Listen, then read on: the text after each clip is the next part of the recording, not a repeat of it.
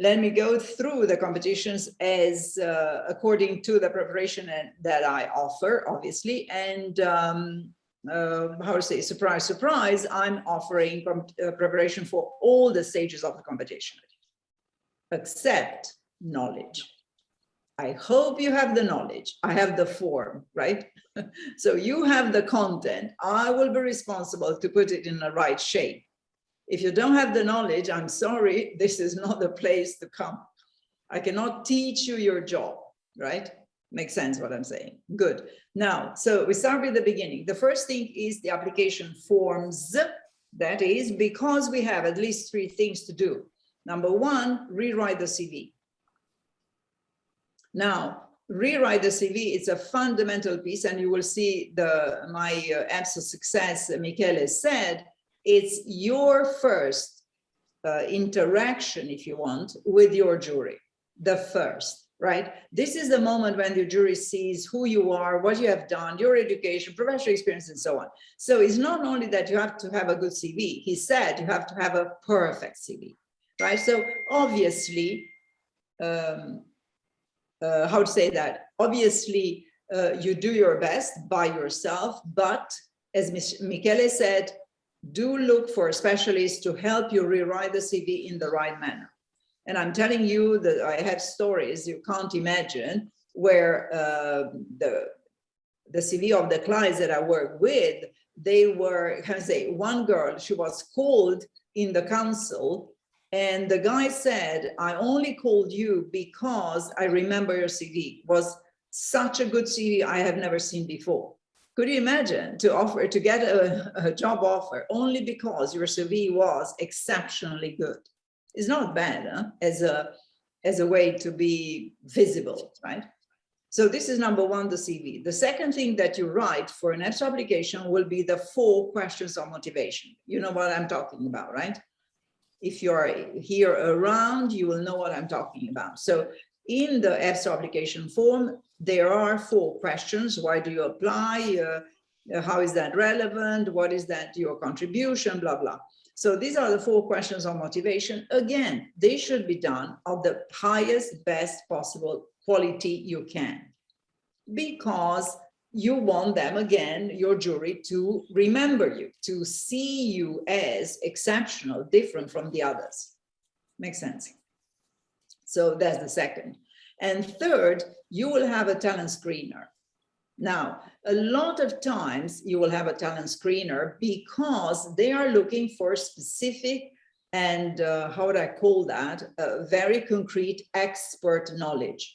So when you say 86 data protection, when you say technician in audiovisual, when you say engineer, when you say these kind of, I heard today, obvious secretary as well, they need this expertise, and therefore the talent screener has to, how would I call that? Has to demonstrate already, responding to the questions, that you have that expertise, right? So again, if, how to say, if your first encounter with a jury is the application form, then you have the 3 documents that you have to write, let's say, as the best you can. And more than that, you have to be, how to say, impressive in these documents. But there is more than that, is that they have to be coherent across the 3, right? So pay attention. You cannot say, obviously, in the CV one thing and in your talent screener another thing. So it's very important that when, let's say, you have done the 3 documents, you do check the overall coherence, congruence between the 3. Makes sense? Very important. And obviously you would like to show what they need. Makes sense? So think from their perspective, think from their interest point of view when you display, say, your education, professional experience. When you display what you have, think about their interest, if they are interested in what you have. And hopefully they are, because otherwise, obviously, they are not going to spend the time and money to recruit you. Good. So we were in the application form. Is that clear? Question, comments? Yes, Mattia? I have a question. Sorry. The talent screener, you said it's a document, but I understand it's a form. It's an online form. Yeah, it's a document, yes. Okay. You will have about 8, 10, 12 questions, okay. right? And when the competition is open, you will have a talent screener, right? But you can write in advance the CV and the 4 questions, right? So then you kind of unload some of the work before the competition comes. So then when the competition comes, then you will have to do only the talent screen. Makes sense? So you kind of make lighter the amount of job that you have to invest. Understand. What are the 4 questions then? How can I reply? 4 questions is go on EPSO. I don't know, do me if you have them. The 4 questions of the application is how is your education and experience relevant? So they're always the same, you mean? Yeah, absolutely. So that's okay. why the CV and the 4 questions, they are the same. You do them in advance. Okay. When the competition opens, you do only the talent screener. Thanks. I can check the same question for another competition then. Exactly. But obviously the responses should not be the same. That's another Sorry to interrupt. Carmen, can you please check, is there anyone in the waiting room? I think someone is in the waiting room by mistake and he's trying to get yeah. Sophia and Luna. Someone with a Greek name. Maybe Sophia, Yeah, I think we are good now. Yes. Okay. Yes, and Luna. Good. Sorry. Yes, I said, please put your camera. Good. So let's go next. So this is let's say the beginning of the story, right? Now, normally the first competition that you have to, and then on these writing the CV application form and so on, a lot of times I work in individual sessions because obviously one professional experience education is not the same. So it's very difficult to do it in a training in a group session. Nevertheless, I do, but obviously understand that here I'm kind of remaining on the generic, how do I call that, recommendations, because when we get to the real writing, then it's a very different thing. But nevertheless, you are welcome to join whenever I have group sessions for these particular documents. Second, we go to the CBTs, right? The CBT is the computer. So Juan is probably back. So the CBT is computer-based test, which is verbal, numerical, and abstract. Makes sense? I suppose that the ones who have been around here, they know what I'm talking about. Now, hello, Fernando, good. Hello, good morning. I'm so sorry. No, it's okay. So what I was saying is that CBTs, a lot of times they ask for a minimum level, a 50%, blah, blah. Now, I would say, do prepare very seriously because you want to have the highest possible scores, right?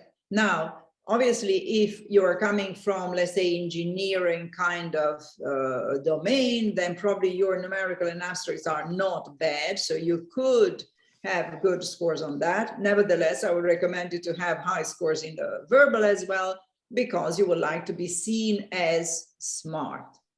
Because as you know, it's not a secret, the verbal, numerical, and abstract, in fact, are intelligence testing, right? And you would like to have high scores so that secretly you communicate that you are smart. And as I say to my clients, if you are an employer, you will certainly hire the smartest you can, right? So that is to say, and obviously I do trainings on the CBT, and I do, again, individual sessions on CBT for people who think that they have done all their best for years and they didn't make the progress. And so the expression I'm using is to say that they ran the marathon with high heels. but they were not aware that they are running with a high heels. So now they are coming to me and they say, look, I'd run so many years and I didn't get the timing in the marathon running. And I say, okay, let's put the sports shoes before running again, right? So the sports shoes is the right method. It's the right method for the verbal, for the numerical, for the abstract, and then with having the right method, which is the sports shoes, then you will start training your marathon, not before. Make sense what I'm saying?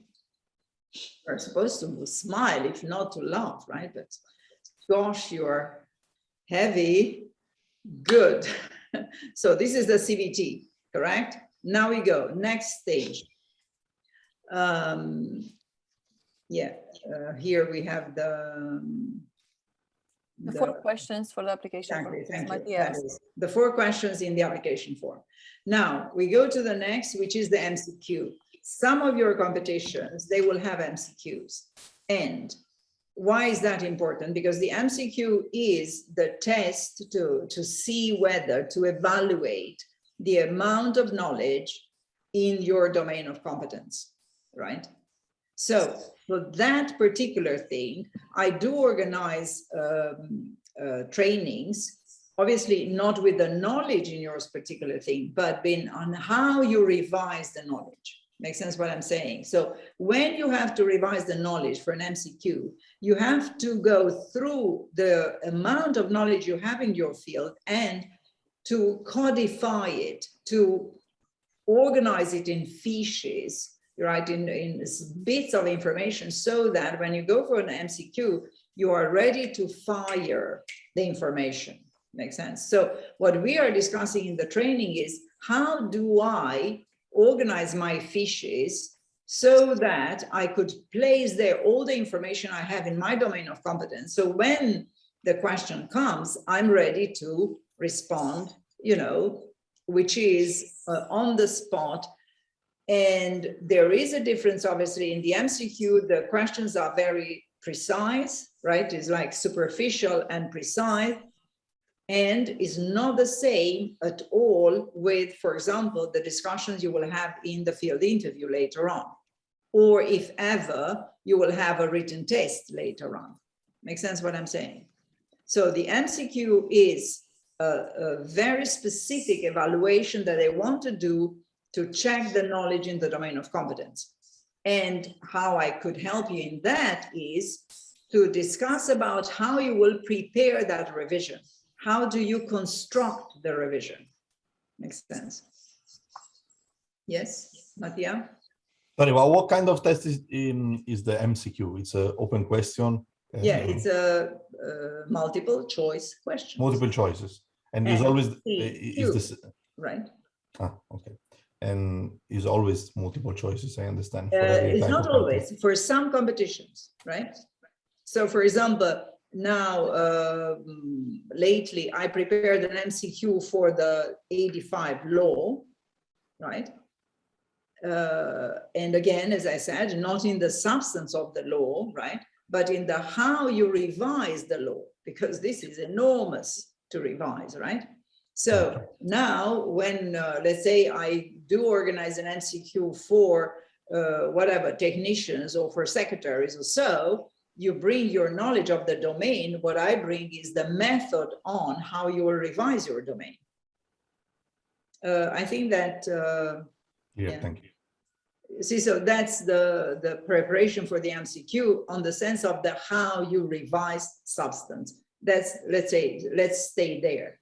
How do you revise a substance in order to be ready to respond to the multiple choice questions in the domain of competence, right? Good. Now, once we have done, in theory, you will go for the written, right? Now, written, we have 2 things. We have a case study, 1 written, and then we have a written in the domain of competence. And therefore, when we are talking about case study, it's the general subject from the European, let's say, issues.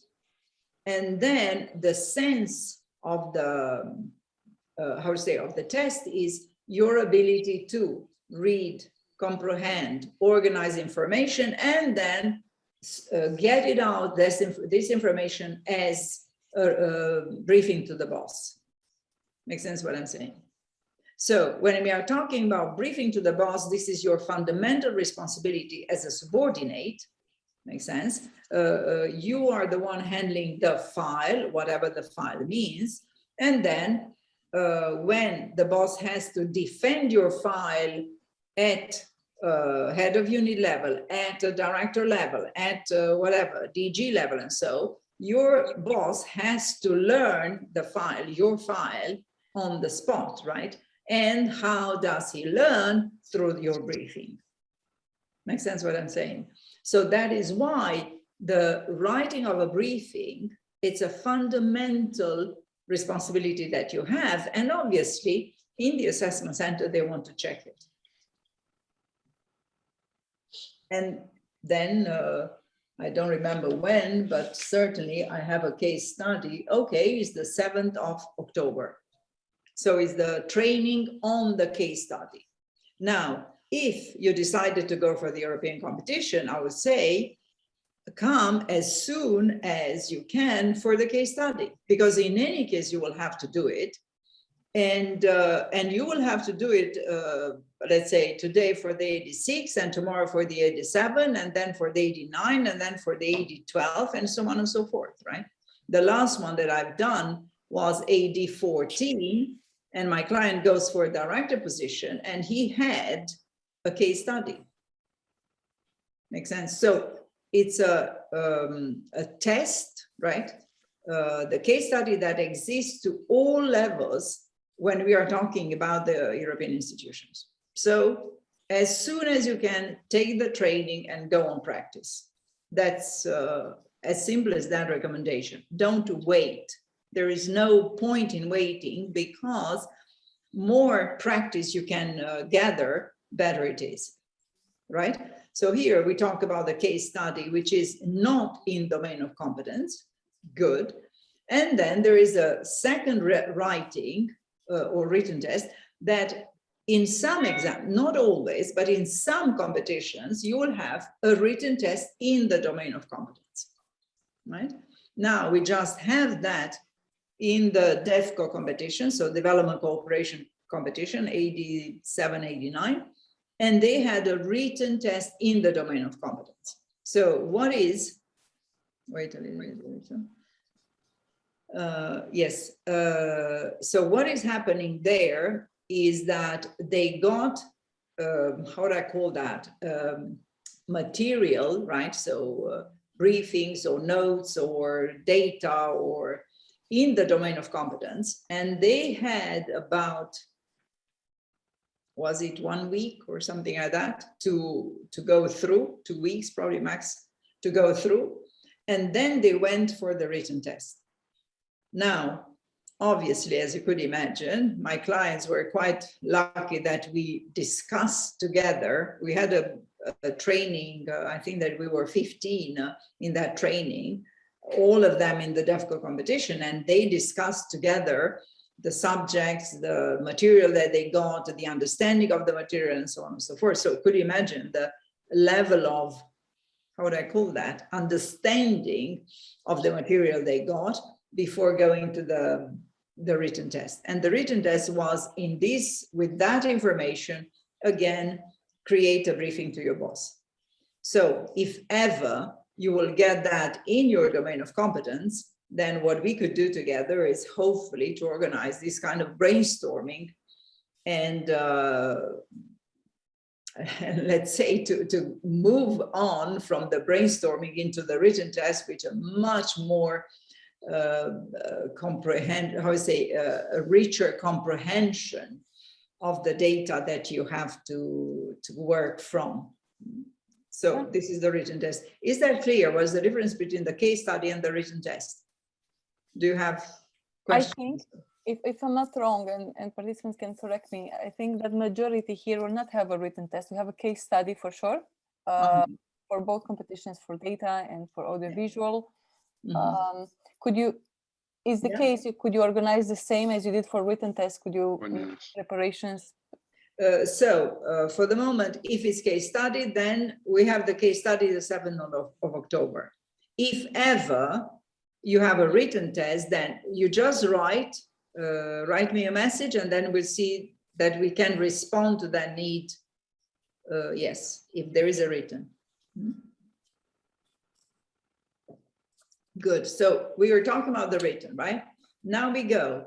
Another possible exam could be oral presentation, but I think that we didn't have any oral presentations, right, Dumi?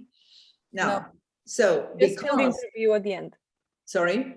SCBI and field interview. Yeah, so these are interviews. Use.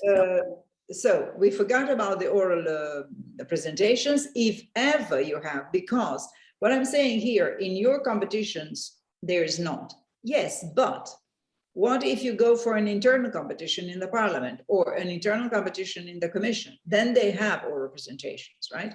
So if ever you need such a test, then write me an email, and then we'll see how we could organize the training or the coaching for that particular aspect, right? Which is the oral presentation. Now we go interviews. And we have 3, and I think that some of you will have 2, some of you will have 3. Now, not the easy, let's say, the kind of the most common interview is the CBI. The CBI is competence-based interview, right? That means it's an interview where they check if you have these competencies, which are the competencies on the list of EPSO or on the list of that specific institution, right? And then they go through the competencies, and you have to present examples. So that's the competence-based interview. And what we do in the training is obviously to create examples, to give examples, so that you are very clear on how or what is the right example, what is the example, the appropriate example for that particular competence, like analysis and problem solving, like prioritizing and organizing. You see, so there's a list of 8 competencies, and we go through the list to be sure that you understand the competence, first of all. And secondly, by understanding the competence, you're able to illustrate that competence, to demonstrate that competence in your example. Yes? Good. Can I have a question? Sorry, it's always me. Apologize. Apparently the others are sleeping, or I don't know. They are smiling happily.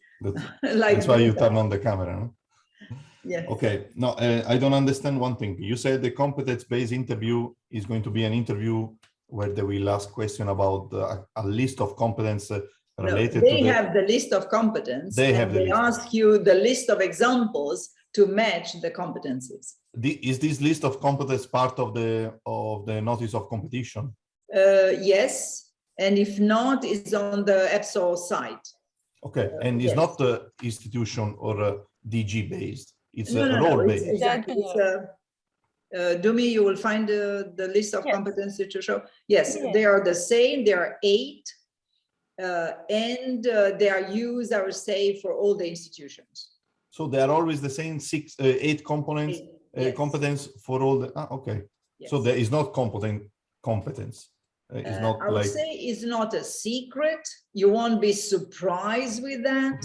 Okay. So yes, we can prepare in advance. Now, for some of my clients, they go to UN, for example, or they go to European Central Bank or so. Then they have other competencies, but they are not really so different. You see, on one competence, they said problem solving, another, they say creativity. Okay, so it's more than, you see what I mean? So even though you will go for another, I don't know, big bang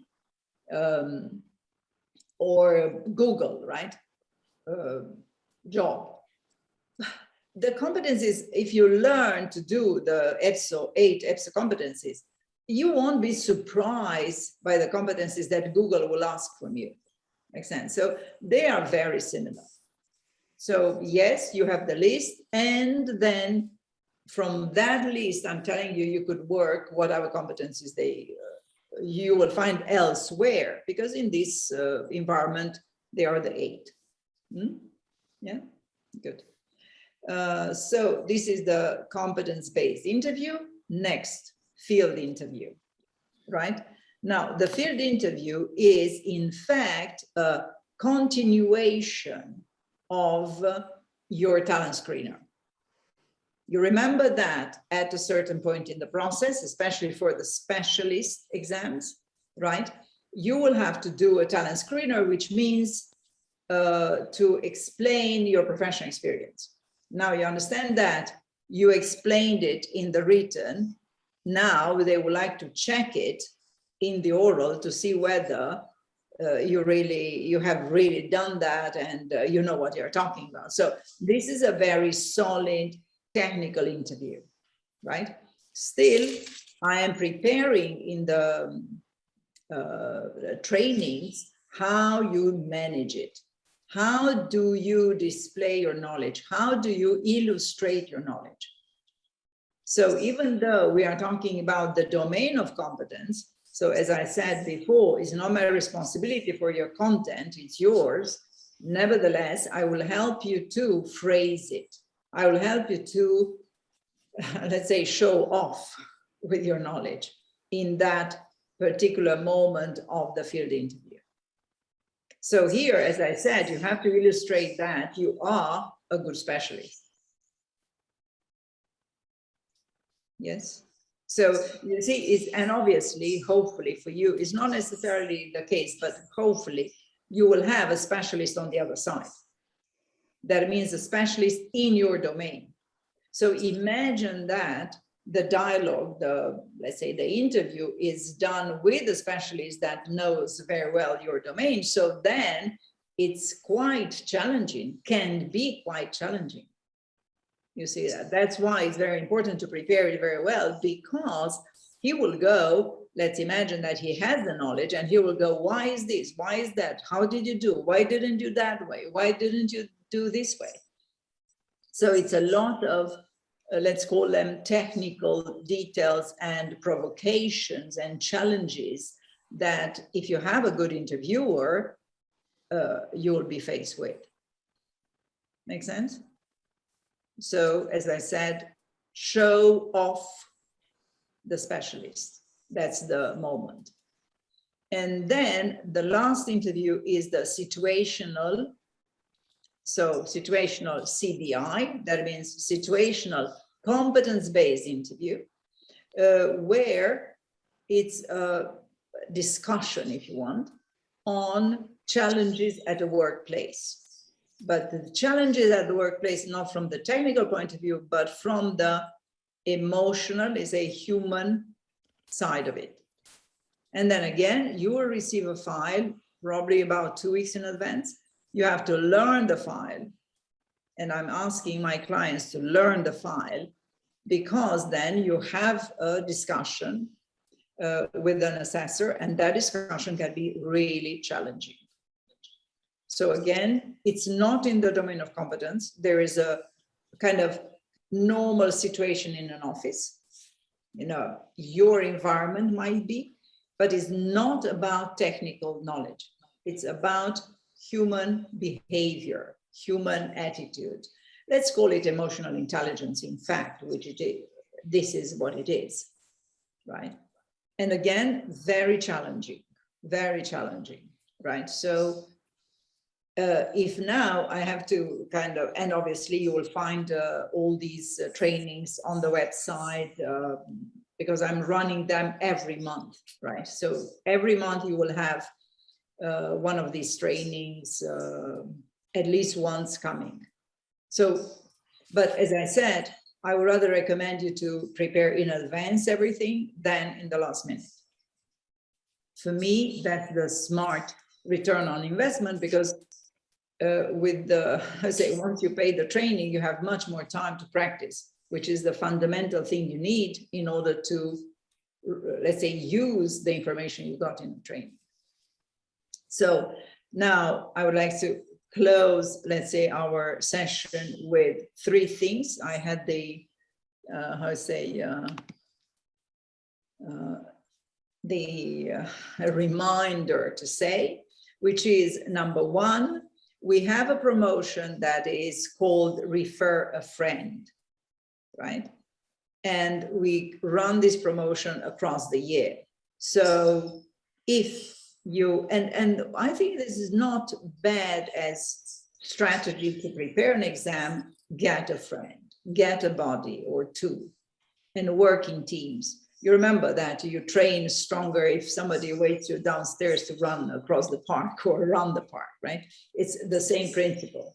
You will prepare better your competition if you have friends and you put together a group, study group, and then you prepare together. So in that sense, we said, let's offer them a promotion because in any case, they will work together.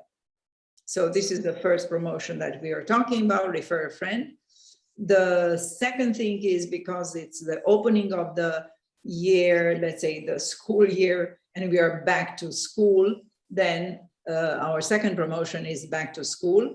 And in this back to school, what is interesting, obviously the percentage, but what is interesting that together with that, you receive a 15 minutes call discussion with me, so that if you have very personal, obviously, questions and clarification to make, then I'm there with you to, how to say, guide you in the direction or another. So this is the second thing that I wanted to highlight. And the third thing is that Dumi is responsible for a Facebook group. And in the Facebook group, we will have how they call that, specific private content that we run through, trainings or master classes or talks or whatever, afternoon chats, what do we call that, after work drinks, in order to discuss, let's say, specific things that come as from the community. So obviously you're invited to subscribe to this Facebook group, and then you will have another possibility to interact directly with me. So 3 things: refer a friend, back to school promotion, plus 15 minutes, let's say, chat with me, and the Facebook group. And obviously all the trainings that you have seen or you received, I suppose, in the letter, the newsletters. When did we send the newsletter to me? We sent it last Thursday. And if they want to get it every month, just to subscribe to our newsletter, I will put the link here for the subscription, or just right now, and I will add them to the... Exactly, put the link. So in this way, you will have the newsletter that is once a month. So we will not spam you more than once a month.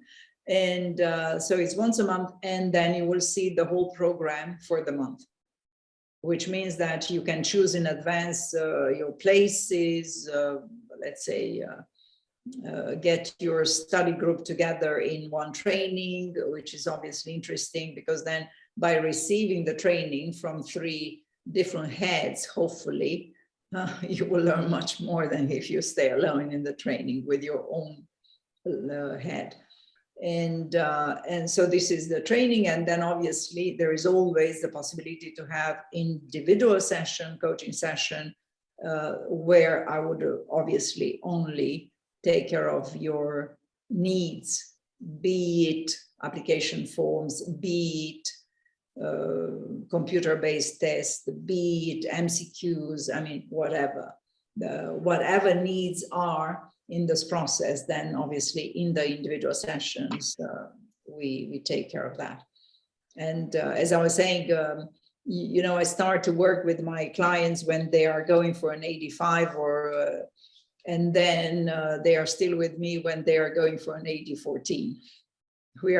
It's accompanying the professional life, which is, that's the name of the game. Sarah has a question. Yes. Yes, thank you.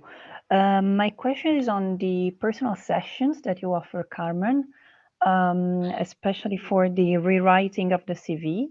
Yeah. I would like to know a little bit more, how do you structure it? It's like more a dialogue between, let's say, me and you, so to understand what are the strengths. Well, I would say, yes, certainly is a dialogue, but then we do, at every single moment, we conclude with the writing.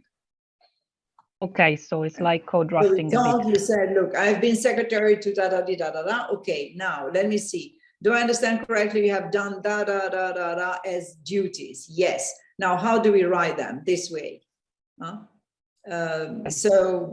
Absolutely. So we dialogue, obviously, because I have to understand the specificity, but then we conclude that every time when we decided or we conclude with something, you write it down. So when you finish the session, you have the CV written with me in the session. And then you, I say, perfect it the best you can, and then you send it back to me because I want to have the last check. Make sense? Thank you. So nothing to prepare in advance for individual sessions, right? Exactly. I would say on the contrary, don't do anything in advance. You will do after. I want to be sure that when you work on the CV, you will work according to what we discussed. No, on the contrary, don't do, you will work after. And I remember one of my clients just said, you know, I didn't want to come unprepared. So then I worked the whole night before coming to your session in order to do my CV. And then when she came, I said, sorry, I don't like it. You know, I was like, oh. And I said, I told you, don't, because if I don't like it, you spend your time for nothing. So save your energy for after, because then after you will have to rewrite it, let's say, according to our discussion. So, yes. Somebody else? No, well, then it's great. It means everything was clear. No, Mattia. yeah, Mattia. sorry. Well, again, Mattia is not clear for you. Good Lord. No, it's clear. There are some missing points. I want to have regarding the situational competence-based interview. Yeah. It's an interview. Yes, it is an interview. You have an assessor in front of you. But you said we will receive a file 2 weeks before. Exactly. You will receive a file, then you have to kind of learn the file, understand the file, blah, blah. In the trainings, I'm doing the file with my clients, right? And then, sorry. No. And then in the interview, the assessor will ask you, so what do you think about this? What do you think? How would you solve that? What would you propose? Blah, blah. Okay. So it's like a siege, right? Okay. And regarding the interviews, we will have on our Facebook group on 22nd of October, EPSO virtual training, virtual interviewing techniques. Yeah, and exactly. But we don't have the situational, Mattia. We have the virtual interviews. So interviews, generally. General interview. Yeah. Because obviously everybody's interested to have general interviews because they are not necessarily EPSO whatever selection is, whatever interview you have. So this is what we are going to do. Yes, Sophia? Hello. Since I couldn't join from the beginning, I missed the first part. I wanted to ask, this is the process, is the same for all the contests or for the audio competitions, the contests that are placed, that are open on September. I mean, I'm interested for the investigators. So the process, the timeline is the same in all contexts. We look, we cannot have any understanding of the timeline as nobody has, because this timeline depends on so many things, right? Whatever, for example, the IT infrastructure, if they have it or they don't have it, the assessors, no. So don't even think about that. I would say for an EPSO competition, consider 1 year. For me, that will be kind of reasonable, but then the DEFCO, Development Corporation, they had 2 years. Don't think about that. You cannot control it. The completion of the Sorry? competition, for the completion, for all the stages of the competition, it can take up to a year. Sorry, I don't get that. You told me that it can take up to a year for the completion of all the stages of the competition. No, no, no, not all the stages, the competition. The So- whole competition can take 1 year, right? But as I said, we don't know the timing. So because of that, I say to you, do prepare in advance. So whatever happens, you are done, you are ready. Makes sense? So for example, for this development cooperation competition, my clients took the trainings last year in October, November, right? And I'm still with them now 1 year after, because only then now they enter the last phase. But you see, they took it 1 year ago.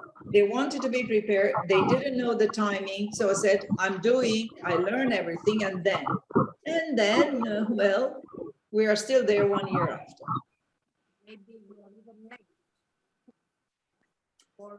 So if everybody's clear, yes, Mattia? No, there is another person. I already made a lot of questions. I think there is another person who wants to ask something. Let's see. Who's that? No. Cornelia? Yeah, You want me. to- Yeah. Regarding my competition, there is a field-related interview Mhm. with 140 questions where you are expected to have at least 70 out of the 140. So how can this, I'm wondering how can this take place? Do I have to expect that the interviewer will be asked 140 questions and I have to answer on the spot? No, certainly not. But what we have to talk about this because I don't know what you're talking about now specifically. But what I imagine is that when I do the field interview, right?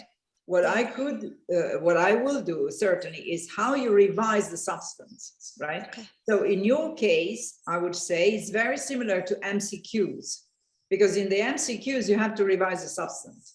Now, for these, with 140 questions, means revising the substance. Makes sense? So what I could do is when I do the MCQs for other competitions, then to have this part, let's say, included there, because we have to go through how do I prepare, how do I revise for this substance? You see what I mean? Yeah, okay. But no, you will not be asked, but you could be asked, I don't know, 5, 10 or the questions. And then it means you have to prepare on the 140 well, so that you are lucky to know the 10. Yes.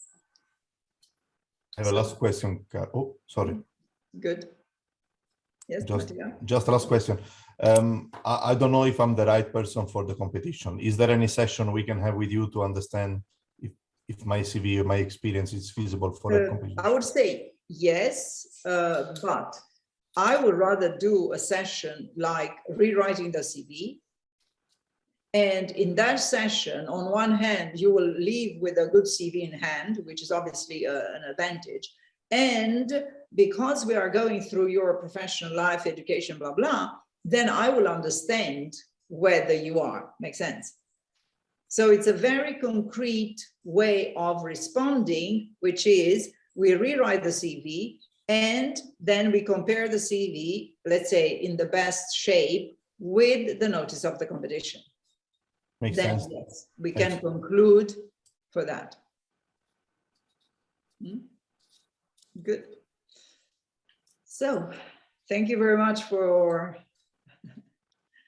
the talk, even though some of you were talking more than others, but I hope that for the trainings you will be more talkative. Juan, yes? Good morning, I'm sorry. I would like to know if it's important to write down our CV in a specific format? I mean, if a No, free I format don't or understand. Well, you don't say format, you say with a certain direction.